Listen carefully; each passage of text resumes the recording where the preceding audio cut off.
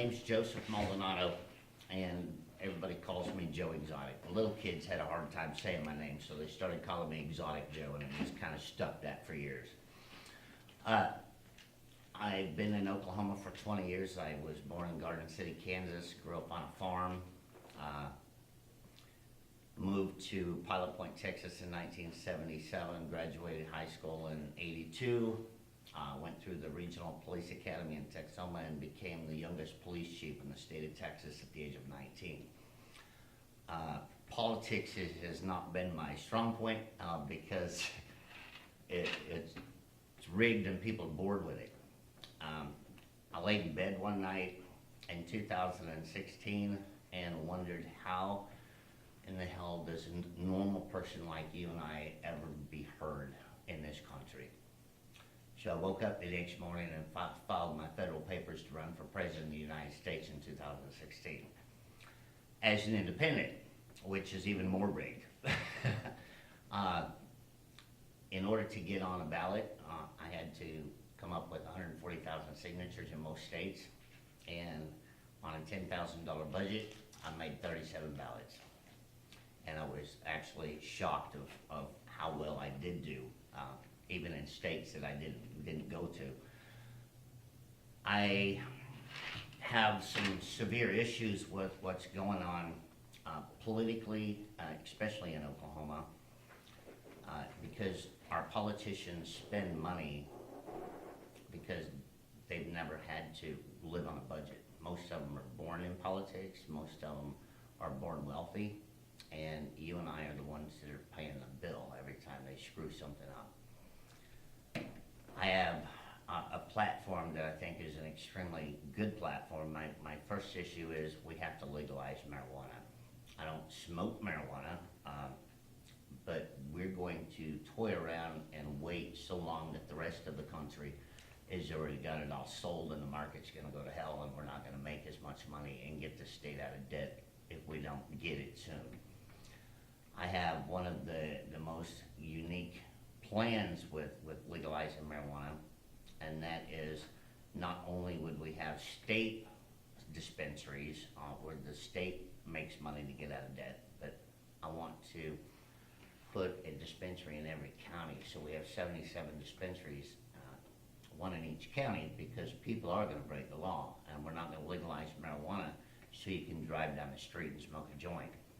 So and this comes from being a police chief, every confiscated bit of weed that's in your county goes to your county dispensary and is sold back through your dispensary, and the state does not touch that county money that goes through your dispensary. It goes to your schools, it goes to your police departments, it goes to fixing your roads, along with the state dispensaries having to fund some of that money and back to your county too. Because if you think for 1 minute that they're gonna pull over somebody with 80 pounds of marijuana and they're gonna burn that, you're crazy, you're goose crap. I've seen it, I've been part of it, and that's how I know how to fix it. I can take 4 major programs that are simple, and in order to get this state, we gotta run it like a business. We have private prisons that are overcrowded, and we have people in prison that shouldn't be in prison because somebody is making money off of this. It's no different than in our county, in Garvin County. They don't arrest the dealers because they need the dealers to keep the users going so they can arrest the users every 2 weeks. And that's how they pay their bills in the county. Not to mention they have friends of tow trucks, friends of bail bonds, and everybody's got a piece of that pie. So I want to take the 4 empty state schools that we have in that state, and we have one in Garvin County that's got 263 beds.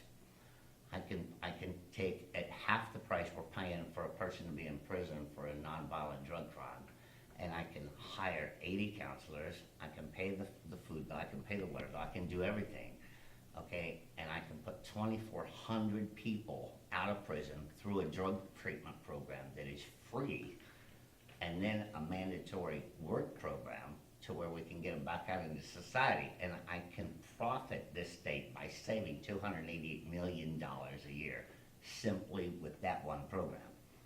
Okay, now, when I announced that I was running for governor, 2 weeks before that, I went and filed for food stamps.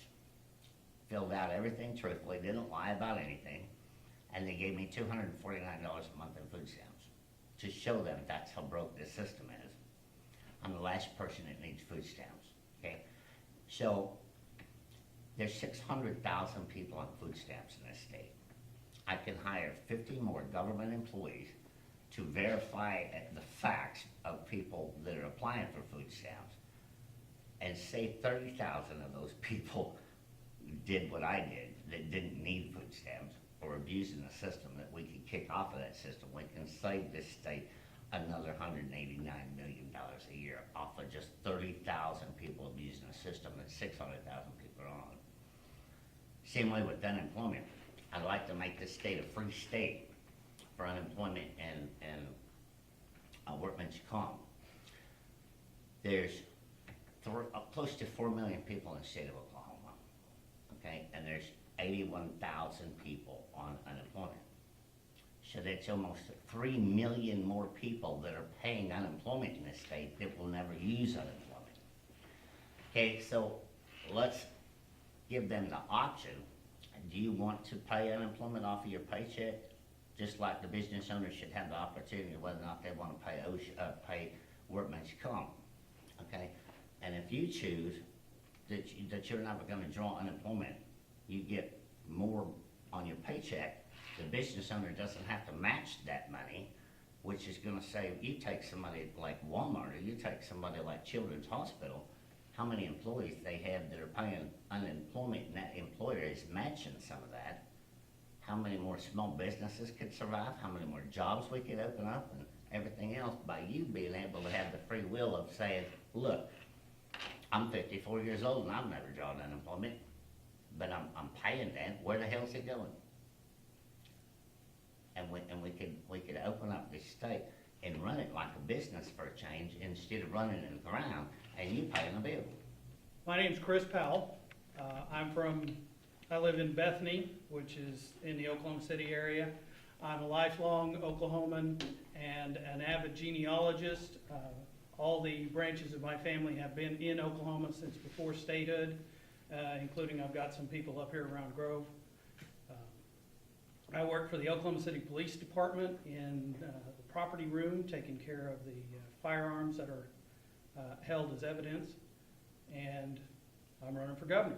I'm Rex Lawhorn. I live in Tulsa. I was born and raised in Parsons, Kansas. I've lived all over the world. I've been on all 6 populated continents and had a lot of experiences that when I came back here to the Midwest and finally settled down in Oklahoma 10 years ago, I recognized just how backwards our government's gotten it. Teacher pay gets all the attention, but if you're unhappy in your job, if you don't like the way that you're being managed, if you're having somebody look over your shoulder at everything you do, what do? It's hard to go and say, get out of my business. It's a lot easier to say, come give me a pay raise. I need more money if I'm gonna put up with this. But if we get the politicians at 23rd and Lincoln and at Washington, D.C. out of our classrooms and let our teachers teach, let them do their job that they were trained to do, that they're professionals and know how to do, they're gonna be a lot happier in what they're doing. Teacher pay, teacher pay, teacher pay. Yes, teachers are underpaid in Oklahoma. There's no question about that. But that's peripheral to the problem that's really taking place. The Libertarian Party in Oklahoma has been here for 2 years. There is a 99% chance that one of us is not going to be sitting in Oklahoma City come the next election cycle. But what we can do is change the debate. What we can do is make them focus on the issues that are facing our citizens, and it's making Oklahoma a second-class state. Votes for libertarians, we don't have to win if we get enough votes to force them to look at really cutting some of these things that are waste. I agree with them on a couple things, except for one. I am not here to waste my time. I'm here to win, and that's what the hell I'm doing, because I'm sick of this shit. The thing we have to do is teach our sheriffs to be constitutional sheriffs, okay? The oldest the most powerful person in our country is your county sheriff, even over the president, because he's the oldest elected official, elected by the county people to be protected, okay, against the federal government. And our sheriff is the biggest puss there ever was, okay? He would no more be a constitutional sheriff than Daffy Duck. But, sure. Do you mean your county, the My county you county live in? sheriff, okay? But if we could teach our sheriffs to be constitutional sheriffs, you wouldn't have civil forfeiture. They have the power to arrest the FBI, ATF, or anybody. If they infringe, they have to be invited, okay? They can't just move in. And you wouldn't have had Waco, you wouldn't have had Ruby Ridge, and the sheriff is the one who put the end to the standoff with the Indians in North Dakota, because he threatened to arrest all of the FBI agents and all the feds, because that's not their job. But we also have state civil forfeiture laws, and that's actually a much bigger, local issue as far as, how much money actually gets taken up. Well, that all goes back to, you've already paid your price. We have to get people out of, I'm sorry, I'm an old guy. What is civil, I don't know what you're saying. Civil forfeiture allows the government to seize funds without a conviction or anything like that. They can just find money in someone's vehicle and be like, hey. I think they're committing a crime, they're gonna take your money now. And they can take anything, they can take your car, they can take your home, they can take your boat, they can take the cash out of your wallet, they can take anything they want to. and where's that money going? Oh, we gotta find out, okay? Yeah, and that's the same thing, back to our county problem, okay? They'll arrest you and they'll keep your car and they'll keep your money, and you weren't even tried or convicted. So back to my question, how is government, would you have the power to influence the local police departments and the state? We need a governor that's gonna hold them hostage up there. You're gonna stop some of this shit, or you're never gonna get anything passed across my desk again. It's another one of those situations where law enforcement's run by the board, the state offices. So again, it's the bully pulpit, it's the limited role of the governorship in Oklahoma. That's the problem as far as the governor having the ability to do it. He's right, you've gotta hold them hostage, you've gotta hold their funds hostage. You have right now refuse to pass their funding, and that's. $30,000 a day in a special session because them twits up there didn't do their job the last 2 years, okay? Mhm. And again, you folks are the ones paying that $30,000 a day, and they're still getting a paycheck, okay? They get insurance the rest of their life, they get everything, okay? But they're the ones who made the rules. So we're gonna have to change some of the rules, or you're never gonna get another rule passed. And that's what it's gonna take. Well, Yeah, let's hear from the law enforcement. Yeah, I'm in I the know what goes property on in room, your so evidence room. I'm very familiar with how that works. You smoke half of that shit. You know, and there's another problem with that too, that needs addressed, is you're arrested, your car is impounded, you have to pay a bail bondsman, and then you have to hire a lawyer. And then when you get to court, they either wanna drop the charges because they've all got their money, or you are acquitted or found innocent. And you should, if you're acquitted or found innocent, that arresting agency should have to reimburse all of your expenses.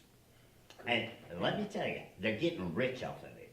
Okay, back in my day of being a police chief, you couldn't take, and I could sell him a dime bag of meth and arrest him for buying it. That was entrapment. Entrapment don't even exist anymore, okay? Because they're too busy arresting the users instead of the dealers. Okay, back in my day of being a cop, he had to sell me as an undercover cop drugs, not the cop selling him drugs. And that's what's going on today. Same way with prostitution. You had to be addressed by a prostitute. Okay, now they're sending out cops as prostitutes and arresting the horny people. The whole damn thing, the whole damn situation is backwards. Because it's all about how much money can they collect. Are you telling me you didn't have an armored personnel carrier as police chief? I'm telling you. I grew up in the agricultural world as a farm kid. I was born a hired hand. I wasn't born to be a kid. All right? in Oklahoma, it's happening in other states. They're forcing all the little people to break their eggs, pour out their milk, because all the money is in the big corporations. And some of the plans that I have is to get our little farmers unrestricted to where we could sell our own food to our own schools and we could feed our own kids better using our own agriculture. But you gotta get PETA and the Humane Society out of them politicians' pockets first. And that's why I sued the state of Oklahoma in 2006. It's because they're trying to tell me what I can and what I can't have on my property because of an animal rights organization. Hell with that. 3,338 bills and statutes were entered in last year to Say take that out. again, please. 3,338 bills and statutes were introduced last year. How many more can the public take and shove down their throat? Okay. I sued the state of Oklahoma in 2006 and won about my rights. And that's exactly what I'm gonna do for the state of Oklahoma and the rest of the citizens. We have rights. We paid our dues, all right? You don't own anything, and that's gotta change. Okay? You work your ass off for the American dream. You build your house, you buy your property, you pay sales tax, closing costs and everything on there.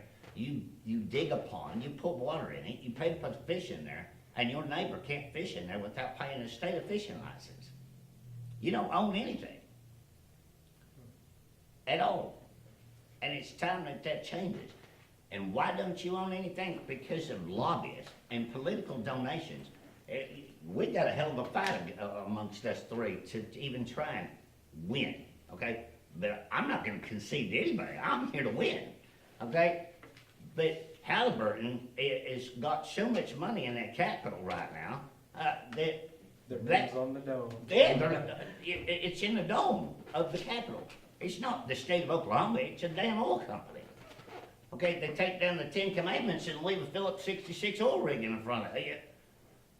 We got some work to do, okay? And Rex said the main thing that I've been saying all along, you might as well not even waste your time drafting that bill because I ain't gonna sign it. And that's one of the powers that the governor has. But the other power is, just like Rex said again, to get on TV. Everybody wants to cover the governor's speeches. You're just gonna have to have somebody up there that's tired of this shit instead of rubbing elbows with the rich people. I've said it through my whole campaign so far, and I'll say it for the next year. There are more real people out here than there are rich people out here. All right? We got to reach the farmers and the people that are bored with politics because they gave up. And that's what started my whole political journey in this. Last year, running for president, is I'm tired of it. And I'm not gonna roll over for it. I'm mad as hell, and it's gotta change.